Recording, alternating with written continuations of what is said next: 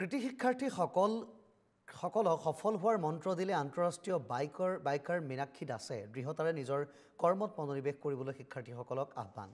মহানগৰীৰ বেলতলাস্থিত বিনায়ক ক্লাছেছৰ পঞ্চদশ বাৰ্ষিক সম্বৰ্ধনা অনুষ্ঠান।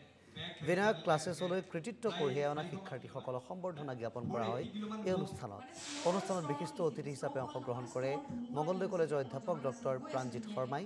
বিশিষ্ট অতিথিৰূপে ভাষণ প্ৰদান কৰে NKTVৰ কনচাল্টিং এডিটৰ প্ৰণয় বৰদলৈ। অনুষ্ঠানত বিশিষ্ট উদ্যোগী দিলীপ গগৈ, সাংবাদিক হিমাংকৰ বৰ্মনৰ অংশগ্ৰহণ। অনুষ্ঠান পৰিচালনা কৰে বিনায়ক ক্লাছেছৰ সঞ্চালক বিক্ৰম দেৱানে।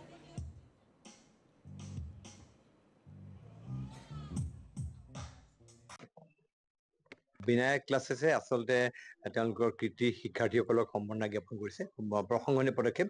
আৰু আজি আহি ইয়াত ভাল লাগিলে এইকাৰণে যে কেইবাজনো ব্যক্তিৰ অনুপ্ৰেৰণামূলক কথা শুনিলোঁ।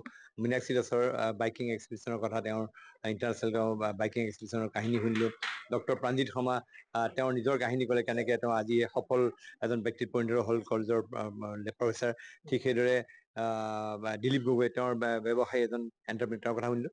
আৰু আচলতে আমাৰ বৰ্তমান সময়ত বিনায়ক ক্লাছেছৰ নিচিনা শিক্ষানুষ্ঠানৰ প্ৰয়োজন আছে। এইবিলাক শিক্ষানুষ্ঠানে মানৱ সম্পদ গঢ়াৰ ক্ষেত্ৰত খুব ভাল প্ৰসংগত পদক্ষেপ লৈ আহিছে। আৰু বিশেষকৈ এই যিটো প্ৰতিষ্ঠান বিনায়ক ক্লাছেছ, আমি দেখিবলৈ পাইছোঁ বিগত সময়ছোৱাত ইয়াৰ পৰা বহু সফল শিক্ষাৰ্থী ওলাই গৈ তেওঁলোকে বিভিন্ন ক্ষেত্ৰত তেওঁলোক প্ৰতিষ্ঠা লাভ কৰিছে। সেইকাৰণে মই আজি বিনায়ক ক্লাছেছৰ পঞ্চদশ বৰ্ষপূৰ্তি উপলক্ষে এই প্ৰতিষ্ঠানৰ জড়িত সকলো কৰ্মচাৰী শিক্ষাৰ্থীক তেওঁলোকক সম্বৰ্ধনা জ্ঞাপন কৰিছে, তেওঁলোকক অভিনন্দন জনাইছে। দেখিছো ল'ৰা ছোৱালী বহুত বেছি ইণ্টাৰেষ্ট মাৰ্কছৰ ওপৰত, মই সেইটোৱে দেখিছো। সেইটো বহুত জোশ, মাৰ্কছ লাগে এতিয়া 98.6, মানে তাকে ভাবো ল'ৰা ছোৱালী কিমান আগুৱাই গৈছে। আমাৰ টাইমতো সেইটো মাৰ্কছে নাছিলে।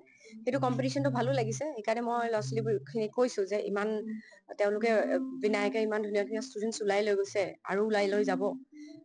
তেওঁলোকক খালি কৈছো যাতে ফ'কাছ থাকক, কম্পিটিশ্যনত থকাটো ভাল, কিন্তু অভাৰ প্ৰেছাৰ যাতে তেওঁলোকে ফিল নকৰে, নিজৰ নিজৰ ফিল্ডত নিজৰ নিজৰ ইণ্টাৰেষ্টত কাম কৰি যাওক।